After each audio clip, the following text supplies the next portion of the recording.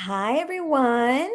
Happy, oh my gosh, I totally forgot. I blanked there. It's Friday. Hi, everyone. Happy Friday. Welcome to Empowering Survivors. I am Alex, and I'm so happy that you're here. Oh, okay. We've got some volume. Yay. And yes, so we're going to dive in. I've got a meeting shortly thereafter this, so I need to just chop chop. So welcome. I've been covering the excuse me, I've been covering the Maui wildfires now for a few weeks. And it's been over 3 weeks since the wildfires happened. It would have been Tuesday, August 8th, if I'm not mistaken. And so yes, so we've been covering. There's been, of course, people have died. Their death toll has stopped at 115, which to me is a little bit suspect, right? I don't know if it's just there literally isn't enough evidence of people died, the um, or if they're just not being transparent about it. Not trying to be. Definitely, I'm not a conspiracy theorist. I just want to ask questions and see, if there's any accountability with those that are on the ground from FEMA or the FBI or the government and all that. So, what I wanted to talk about mainly today is the new fund that was started by Oprah and The Rock. Now, okay, I'm going to go first. Oh, and if you are tuning in live or if you're tuning in later, please hit the thumbs up. And if you haven't yet subscribed to my channel, I'd love for you to be part of the Empowering Survivors community. So first off, I wanted to share this map because I really wasn't aware of this, but Oprah has a house. She's had a house on Maui for since about 20 years, apparently, since 2003 is my understanding. And she has her house in the Kula Forest, which is one of the areas where there was a wildfire, but hers is apparently close to the Kula Forest Reserve. And she has kind of like a ranch style house in that area.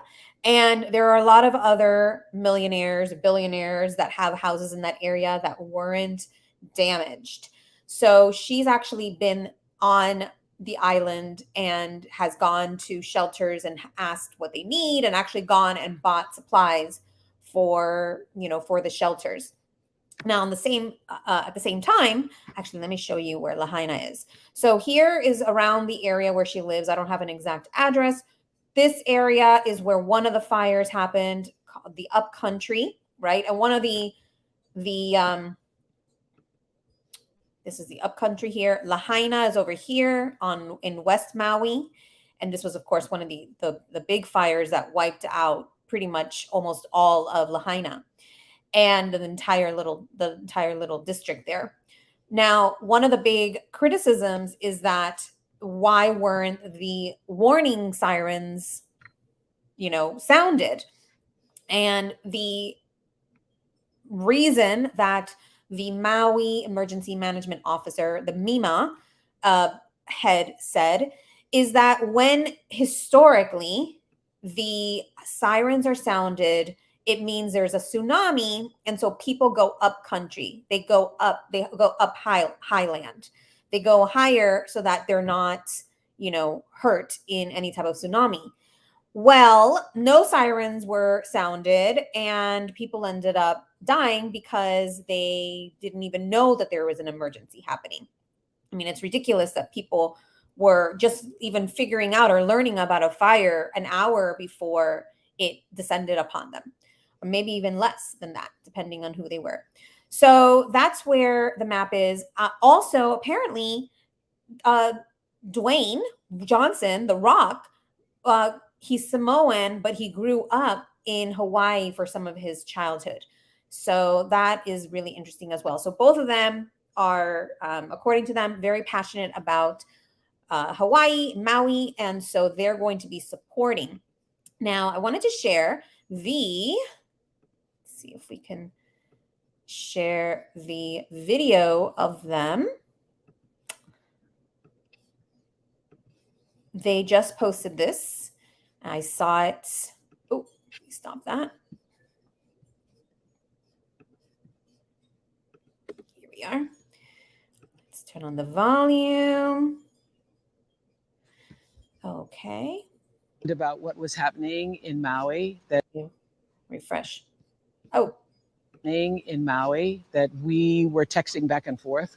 And I read this article that Dolly Parton had given money in her community. And I said, I think this is the answer. You said, I think that's the answer. I said, I love it. And so we have created the People's Fund of Maui that will put money directly in the hands of the people who need it right now. So if you send a donation, just click where you see below and send a donation. That money is going to go to one of many residents who have been displaced in Maui. We guarantee. That's right. And I know a lot of people out there, as Oprah and I have been finding, are just having a hard time trusting where the money goes. What organization should I send money to? How can I help? In this case, the fund that we created with a lot of hard work from a lot of hardworking people who all care about these people of Maui. As Oprah was saying, it is a clean, direct from you directly to their hands, and right away with some real immediacy, because as we're finding, as you guys around the world know, with disasters like this, the number one need is money. Is money. In hand. And so people being able to have their own agency, being able to make decisions for themselves about what they need and what their family needs, that's our goal, is to get that to the people now. And so we appreciate any support that you can give. All the people who were calling me and texting me and messaging me and saying, what do I do? What do I do? This is what you do. You know. The People's Fund of Maui. We were so concerned about what was happening in. All right. So they say $1,200 per month per adult resident who lives in the affected area and was displaced by the wildfires in Lahaina and Kula is eligible. So I don't know for how long. I suppose it's, I guess, until how long the fund lasts. And so they're starting with $10 million and they're asking for donations. So let's check out, first of all, this People's Fund. And let's see what this is. So, okay, so we've got the People's Fund, and this is, so you can apply, and there's an application. We'll go through that in a second. But, okay, so it says the global community unites to bring direct assistance to the survivors of the Lahaina and Kula fires in Maui. This is a really, really good website. Very simple, very easy to follow. Maui residents apply, public donation sustain. People's Fund of Maui distributes funds each month for as long as possible. So remember, FEMA has given each person, and actually I'm not sure if it's each person or each adult resident, $700 to start, which of course doesn't cover much when you've got nothing. So this is really, really helpful, $1,200 per adult that's been displaced. And so there's an FAQ, who's eligible? How do I prove residency? What if I cannot prove residency? Can someone help me apply? If I don't have a bank account?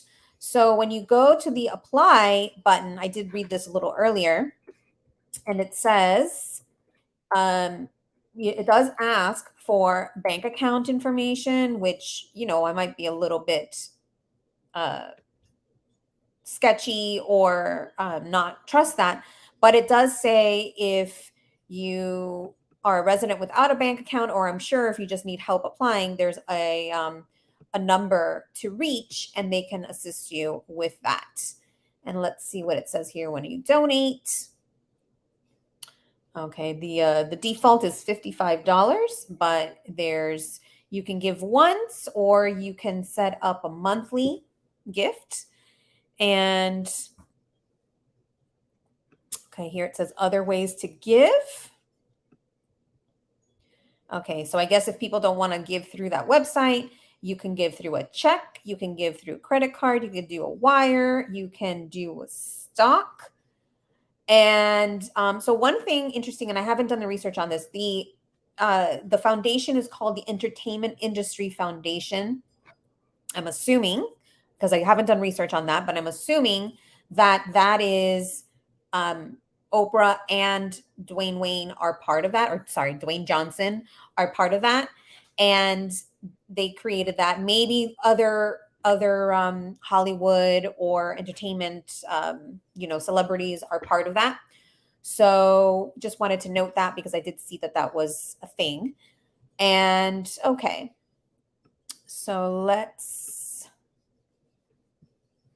see what else we have here. Okay, so that is, I mean, I think it's a great thing. People are saying Oprah, all sorts of conspiracy theories about Oprah, but I just, Oprah is very giving and she does things like this. And it's hard to see Oprah doing anything nefarious. But in this case, she is giving, and she's giving of her time and money and support and help and resources and clout.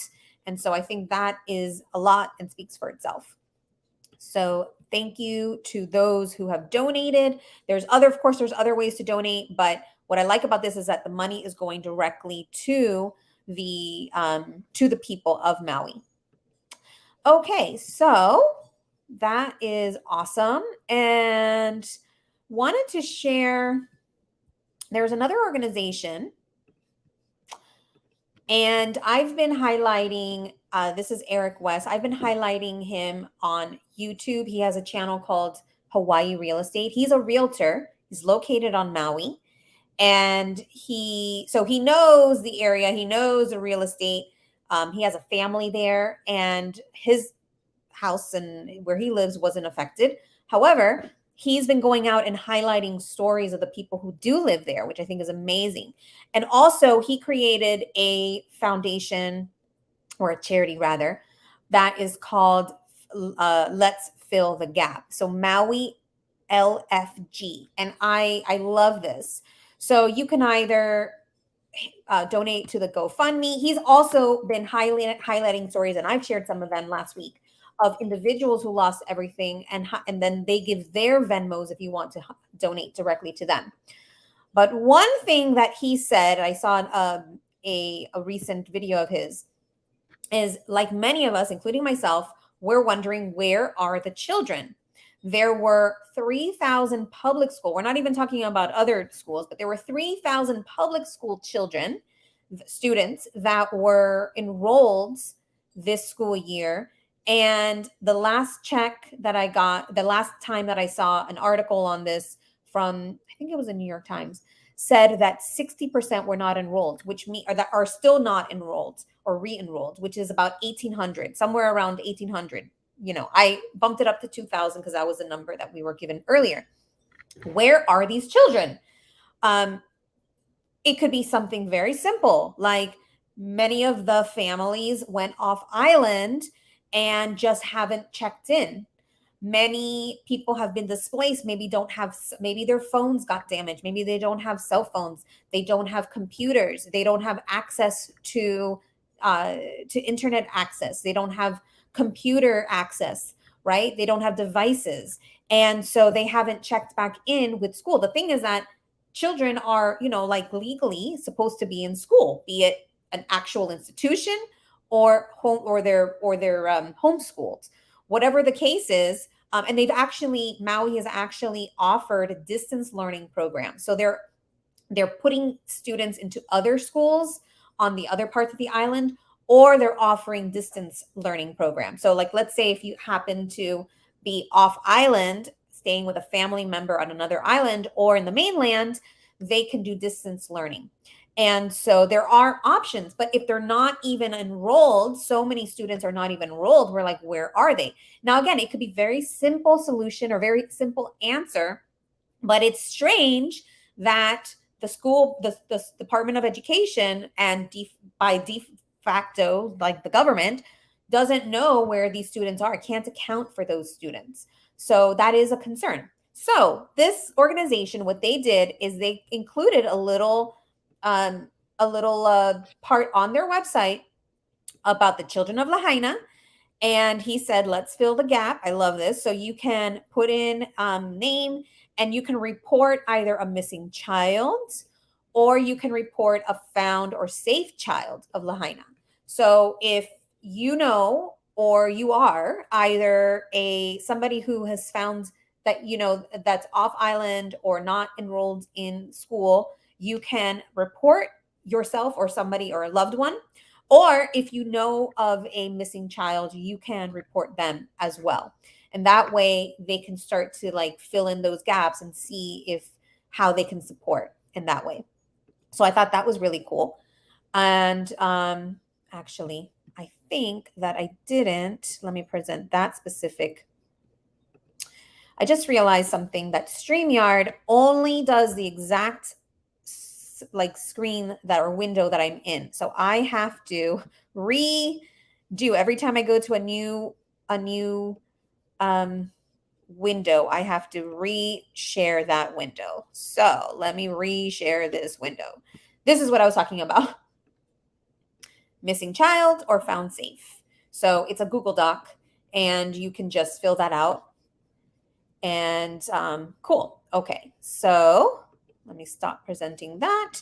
Now, the other cool thing that this particular organization does, and they had it here, and I don't know if I see it anymore, but there was something for the cats. So there was, okay, I'll say that first, and then there was they said, fill the gap. They found a need. There are stray cats, a lot of stray cats in Lahaina. And there are these apparently like little old ladies that go by and they feed the cats. And so there were, because people weren't able to go in there were, we don't know how many, but lots and lots and lots of stray cats that hadn't been fed, didn't have water, were probably burned. And cats have a tendency to like hide themselves really well. So maybe they were not getting food and water for weeks. And so because they put this out there, they made, they spoke out about it. They were able to get people into Lahaina to feed the cats, because I don't see that anymore. They did have a button here. So I think that they've been able to solve that issue, that problem, which is amazing, because we don't want the poor hurt pets, animals, even if they're stray, but we want to make sure that everyone is taken care of. There was actually a video the other day that I saw where somebody was in the neighborhood, and it was really cute, going into Lahaina, and there was would look like a chicken and her little babies walking across the street. And I was like, well, at least the birds are doing well. Those that didn't die and didn't perish. And who knows if those little chickens were those little chicks were born after the fire.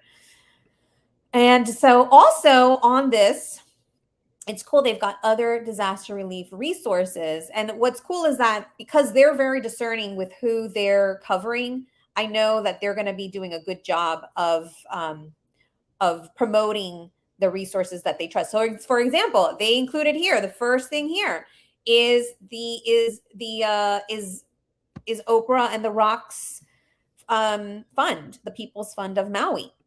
So they put that first. Everybody who's in primary residence in the recent fires are eligible to receive $1,200 per month. And then also, I love it, apply for FEMA disaster assistance. So that's another one.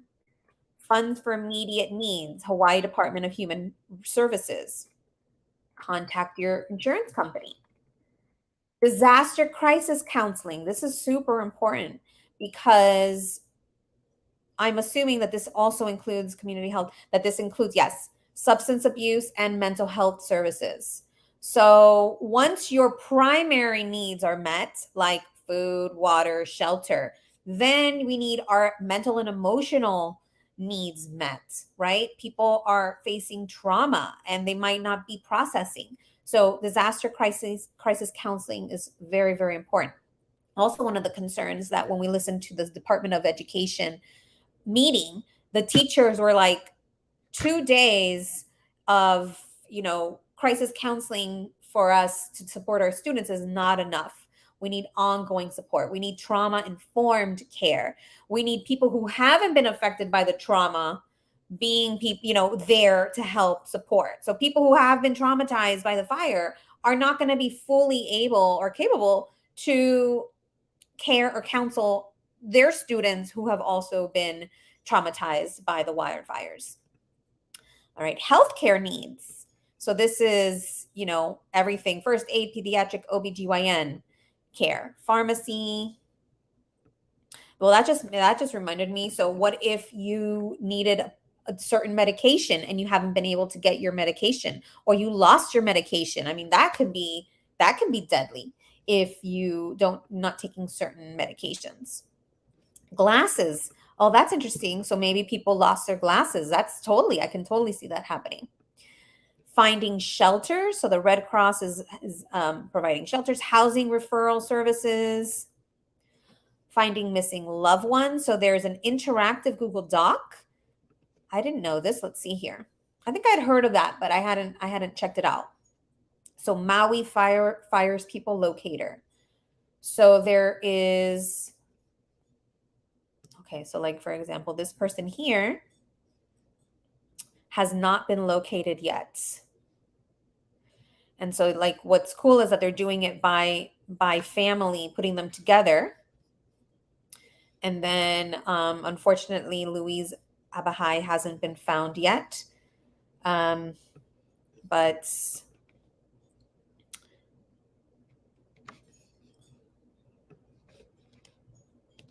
this is very, very interesting. Oh, you know what? You're not seeing what I'm seeing. Sorry, guys. Oh, I'm sorry. I keep forgetting. StreamYard. Okay. So this is the Google Doc that has it's an interactive Google Doc. And so like, for example, this person here has not been located. But what I like is they're doing it by family so that you could see all the family members together, that have been found. And if you know somebody, you could go in there and look for your loved one. So like, this person here has not been located, but then there's notes here. So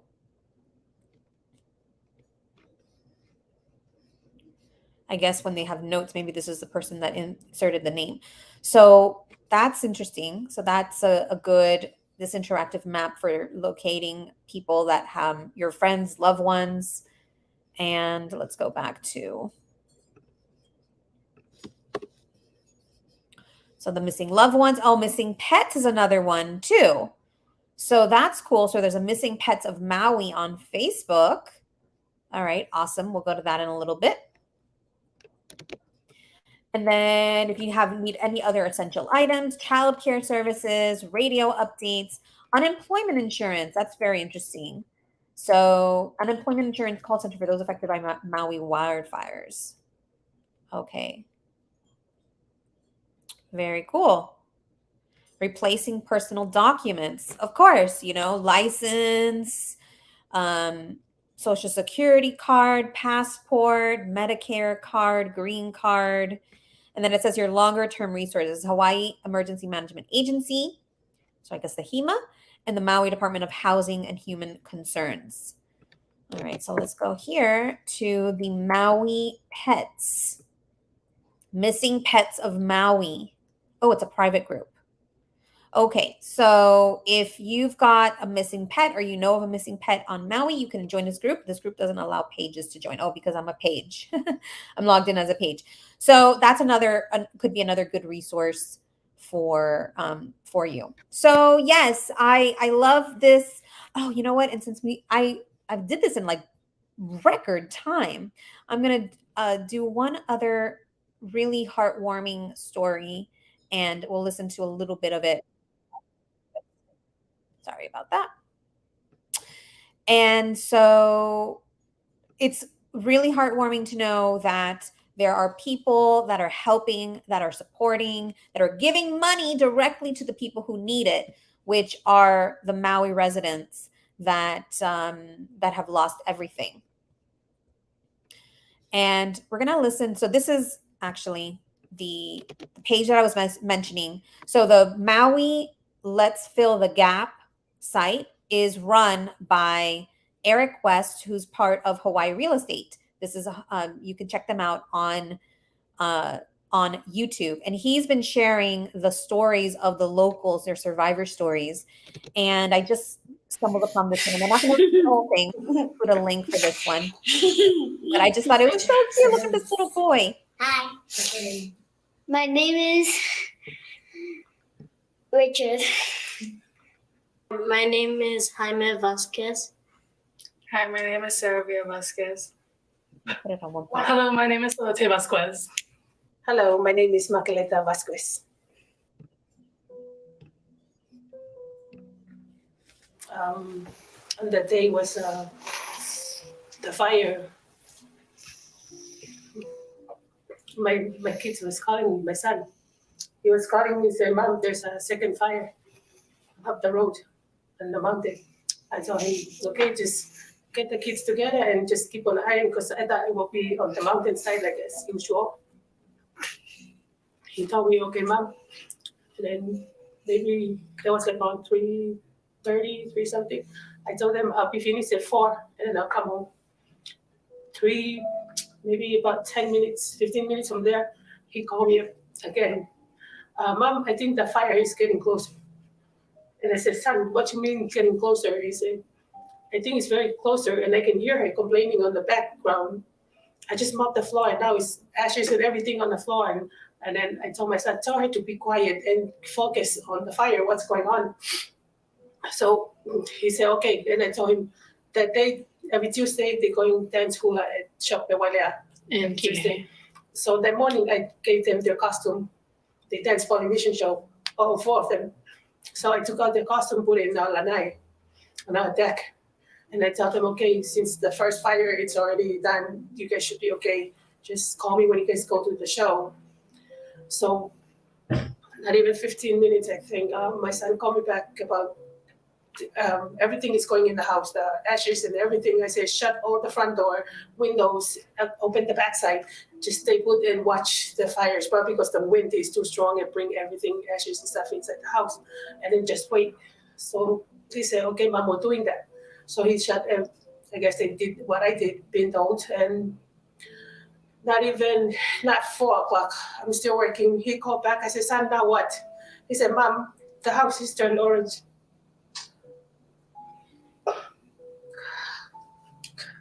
I said, son, what the hell are you guys still doing there? Get the hell out of the house.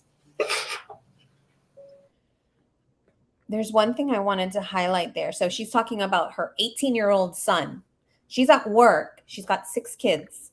And her 18-year-old son has to manage now all the kids because she was working. And one thing that she said, and I don't know if you picked it up, that, she didn't even know. How did she go to work one day and not even know that there's fires happening? I mean, just the miscommunication, how information was not getting across. I mean, if her son was able to call her on her phone, but she did not get a message, an emergency message that there was fire, right? I mean, like total communication failure there. And well, we've already spoken about the fact that the sirens didn't go off, right? Because at least if the sirens went off, even if it's not a tsunami, then you know something's up, something's wrong. At least you can look, you can talk, people can talk, you know? But the fact that, and it was moving so fast. Okay, I'm not going to listen to the whole thing. We're just going to listen to a couple more minutes of this, but I just wanted to share her story because I thought it was really, really powerful. Get the hell out of the house, please. He said, okay, Mom. He ran and grabbed the... I said, where's your father? They said, your dad, my dad is outside. I said, please tell Dad, you guys need to get out of the house now. So my son said, okay, Mom. So I went and tell my boss, I have to go. I can't stay. My son said the house is orange. It's me. I don't know, they're still young. My son is only 18. She's 14. She's 12. He's 10. He's 4. They don't know what's going on. So I told my boss, we have to go. So my boss get all the employees together and tell us, go home and see your family. If you need help, come back. So you guys know where to find help for me. So I said, okay, thank you, boss. So everybody left. And while I'm driving, my cousin's wife, she lived a house away from me. She called me and said, I'm sending your kids to Honokawai and I'm leaving to Napili. And I said, okay, sounds good. Honokawai, that's where my sister lives. I said, okay, I'm gonna go meet the kids there. And then that will be like a fast, so it'll be there before I get there.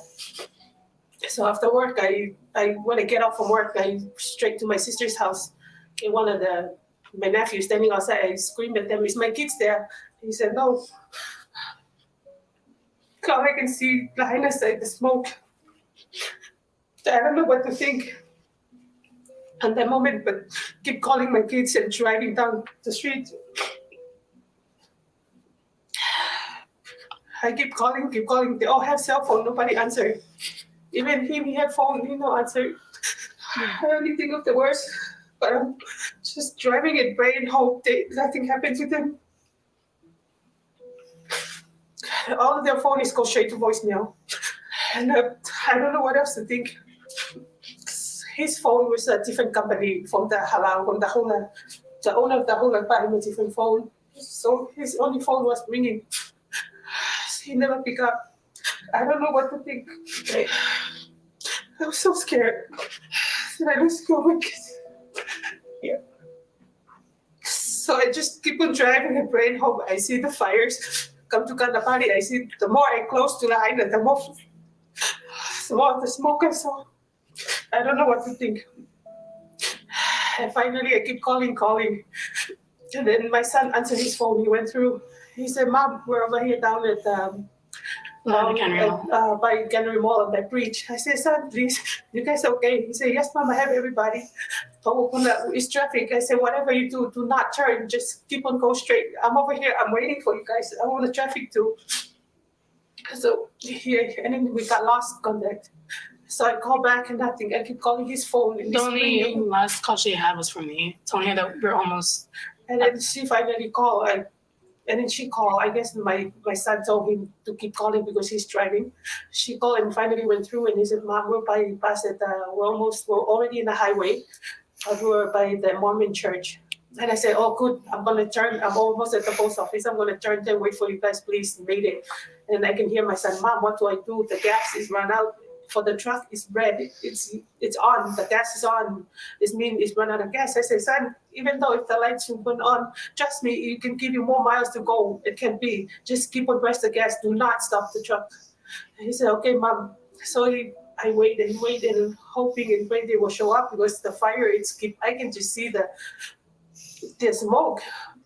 And I see the truck. Oh, I stop. I feel like I want to run to them, but because I'm so happy to see them, but they still on traffic. I said, son, please just keep moving, because the fire is coming, just keep moving. So he said, if the truck dies, I said, I see you guys, if the truck dies, just get out and run. But just keep on going. So he made it to the post office and I hear the radio that have the civic for the people to evacuate to go up there. So I told him, okay, let's take the truck up there. And then I call up my boss. My boss answered, I said, boss, please, we need help. And then the phone got off. So I told the kids, everything will be okay. Let's go back to my workplace. So we went there. My boss over there is freaking out because he's trying to call me, but no signal. Saying, yeah, he doesn't know what's going on with me and my kids. Because all I say, I have my kids, but we need help. And we need a place to live, so we went there. When they came up to the post office, this one was shaking. He came out with a little clothes, like one shirt with 2 underwear and then 1 shorts. He was scared, Mommy, I'm so scared. I saw fire. I said, I know, baby, I'm so sorry. So I put them in the car and we went to Nabiri Surf.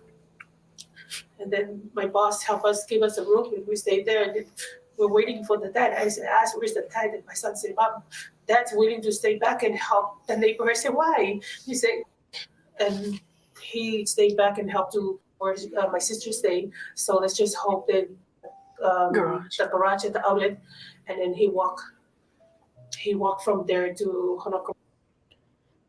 So her husband ended up helping the neighbors because apparently a mango tree fell down, and so he was like macheting it up to help them, and he ended up driving as far as he could, ended up walking to safety, and ended up at a family member's house. But there's one part here I wanted to go to. Let me see if I can find it, of what the son said, the 18-year-old son. They're driving, they're in a truck. The gas is on the empty line. The mom saying, just keep driving, you still have miles, you still have miles. And but one thing that was really interesting that the son said, and let me see if I can catch. Why? That's it. Everything is covered with ashes. But he did made it. Yeah, he did made it. And he turned early by And Foodland. Oh, a lot Here he it is. made it. Because when they go down, the cops told me. But my son say, Mommy, I think if I follow what the cops told me to follow, I think we would have made it. Because when they go down, the cops told him to drive down Front Street and follow along. And he turned early by And Foodland. I thank him. I say, good Lord, you have a second thought about it. You know, sometimes we listen to the cops because they know more than we do, right? So the cops told him follow down Front Street and just follow the traffic. My son said, Mom, I never listened to the cops this time.